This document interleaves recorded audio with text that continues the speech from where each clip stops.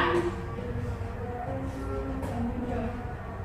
Nah, ada tahapan materi yang kita akan bahas. Yang pertama ada perilaku hormat dan taat kepada orang tua dan contohnya. Yang kedua ada perilaku hormat dan taat kepada guru dan contohnya.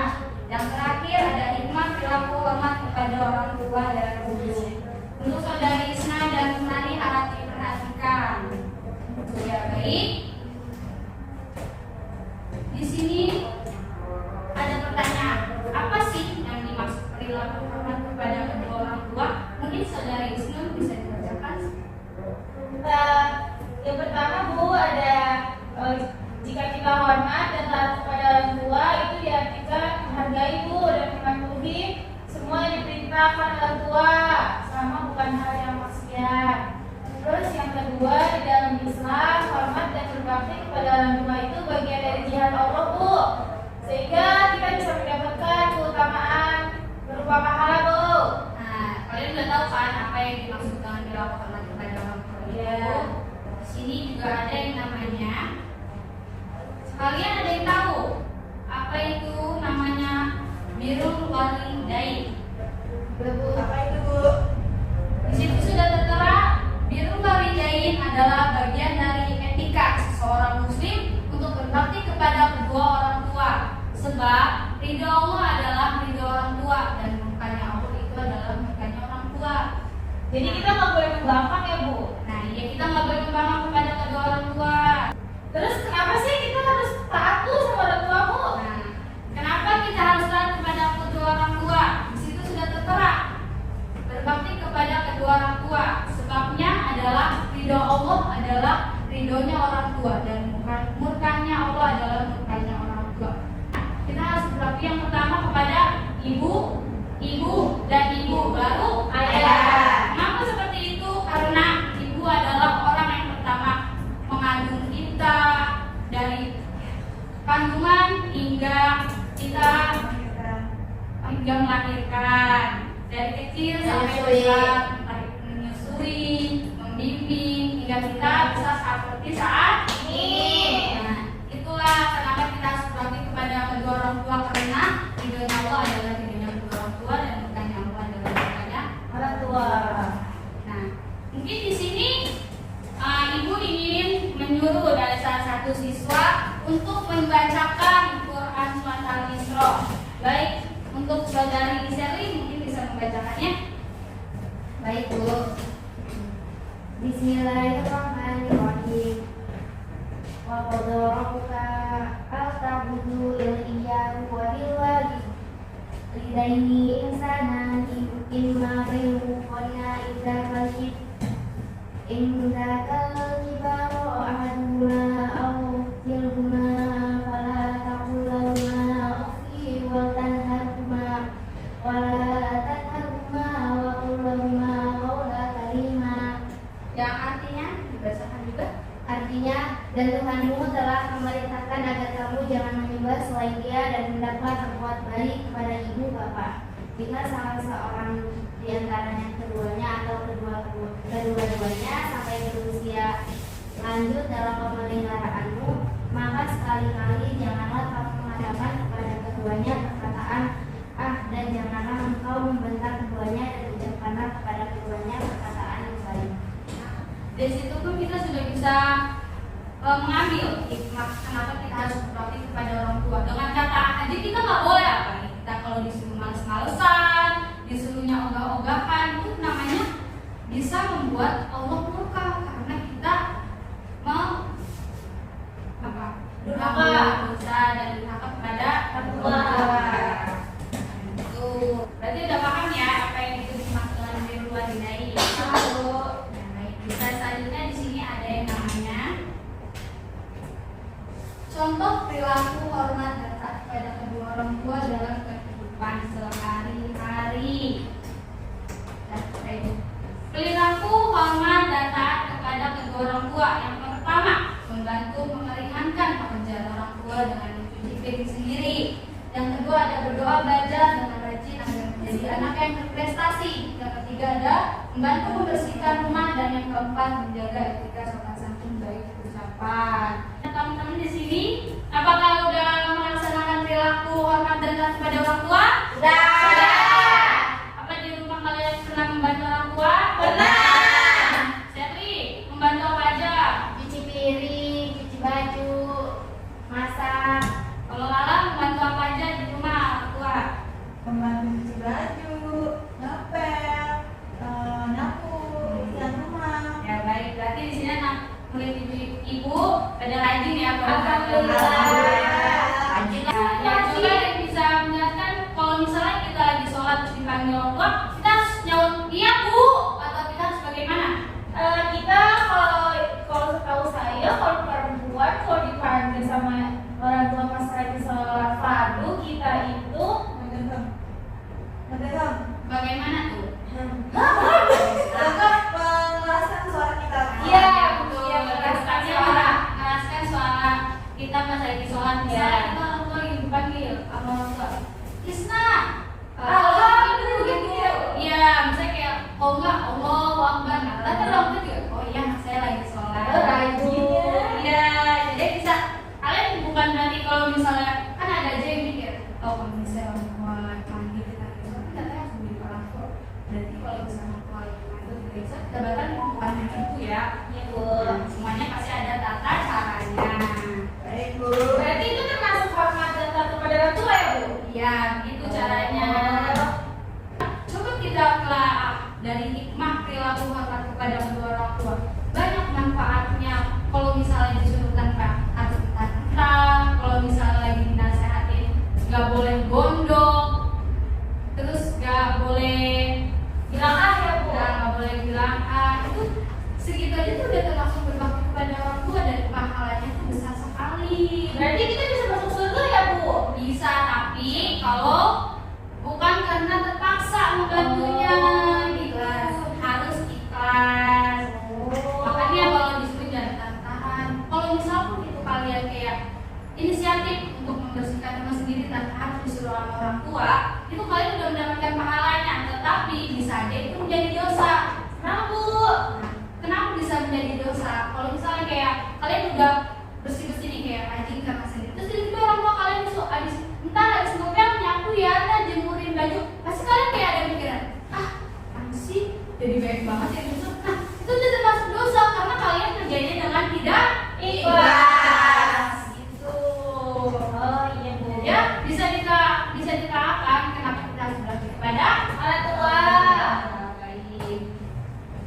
Mudah sekali mengambil pahala dan hikmah dalam kita menghormati kedua orang tua.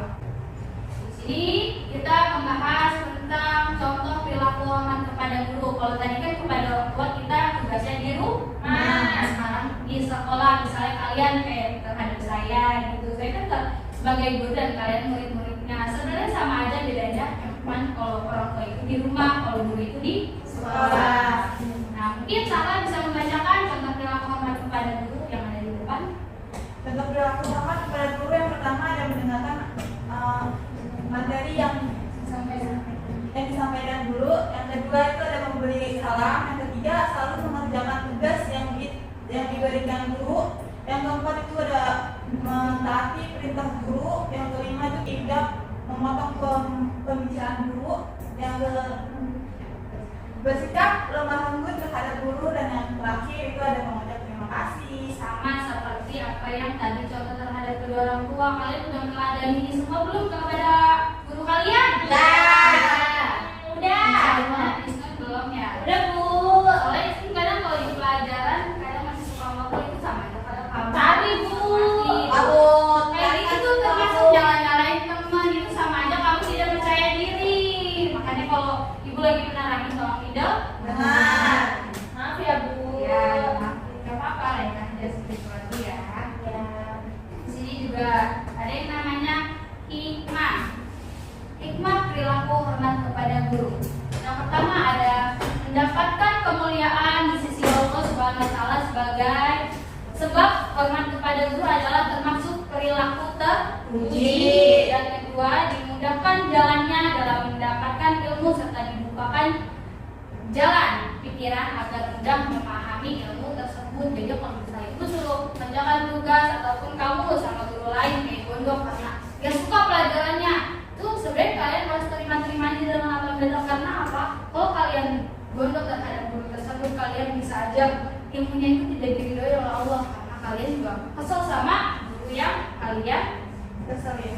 Tapi kalau gurunya emang ngeselin gimana Bu? Kayak dia salah Bu, tapi dia nggak mau ngaku salah. Kan kadang ada guru seperti itu, ya kalian harus tetap sabar. Satu-satunya itu adalah sabar.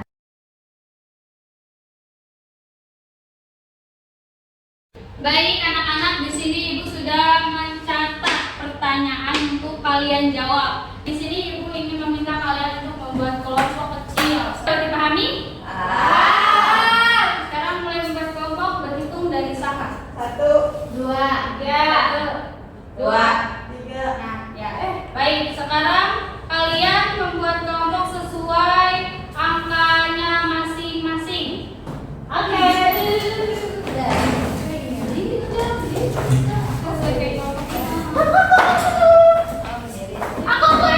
Ayo, tenang ya, murid-murid. Setelah itu kalian kelompok masing-masing menjawab pertanyaan yang ada di depan. Jika kalian nanti sudah menjawabnya, Ibu akan bertanya tentang pertanyaan tersebut dan kalian menjawabnya sesuai dengan kelompoknya masing-masing, dan pertanyaannya akan saya tanyakan secara acak kepada kelompoknya masing-masing. Baik, sekarang diberikan waktu 5 menit untuk menjawabkan pertanyaan yang ada di depan sesuai kelompoknya masing-masing.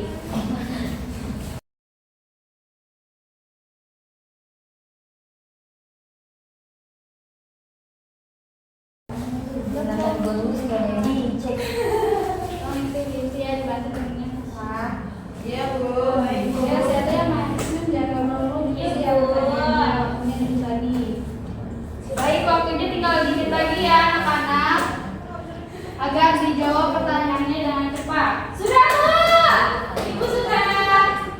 Oke, kelompok satunya udah selesai belum untuk menjawab pertanyaannya?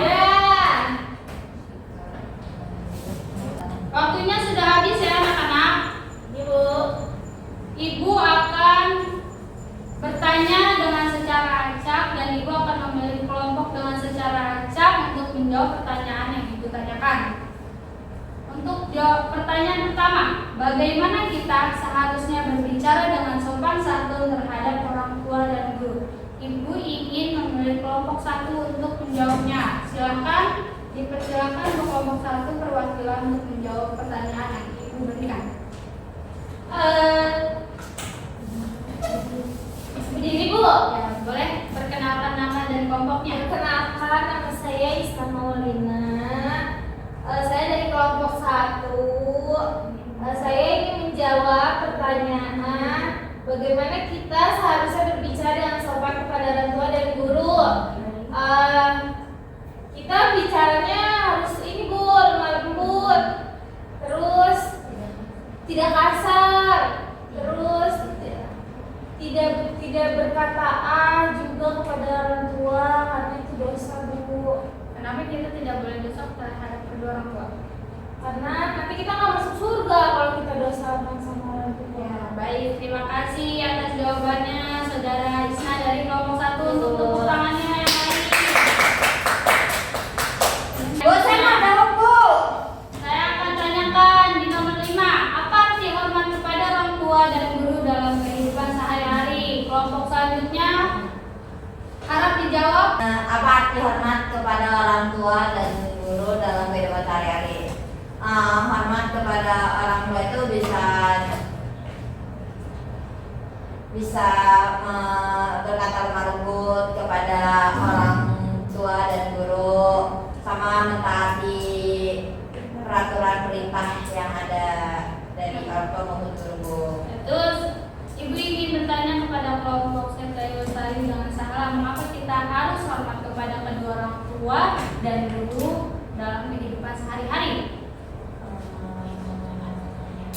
Agar kita mendapat kemuliaan dari Allah. Ya, lagi. Cukup. Udah ya. Mungkin kelompok selanjutnya kurang ya dalam mengerjakan tugasnya, kurang fokus. Mungkin bisa baik-baik, harap tenang ya. Baik, mungkin materi pada hari ini pembahasan yang kita bahas secara bersama-sama cukup pada hari ini karena waktunya sudah menjelang sore dan kalian juga mungkin udah pada capek ya. Iya, Bu. Pengen pulang kan? Benar. Nah, sebelum kalian pulang dan sebelum berdoa, Ibu ingin dari kalian membuat kesimpulan dari materi yang tadi sudah dijelaskan agar apa? Agar kalian bisa mengulang materi dan bisa apa? Mencontohkan perilaku baik antara itu di rumah maupun di sekolah. Baik, buat kalian untuk menulis kesimpulan masing-masing dan Ibu akan mengajaknya untuk memanggil kalian untuk maju ke depan. Tulis ya. Baik, sudah ditulis kesimpulannya? Sudah. Mungkin untuk saudari siapa nih yang mau maju? Siapa, Bu? Kalau nggak ada yang mau maju, Ibu panggil secara acak. Siapa, Bu? Baik, jadi maju ke depan untuk membacakan kesimpulan yang sudah kamu buat.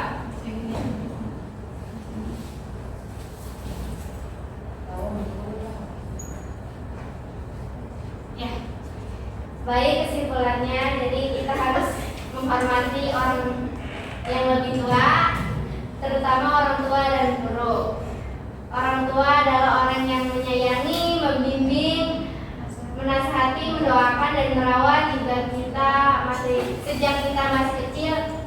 Bayangkan saja jika mereka tidak ada, hidup kita akan lebih sulit. Terima kasih.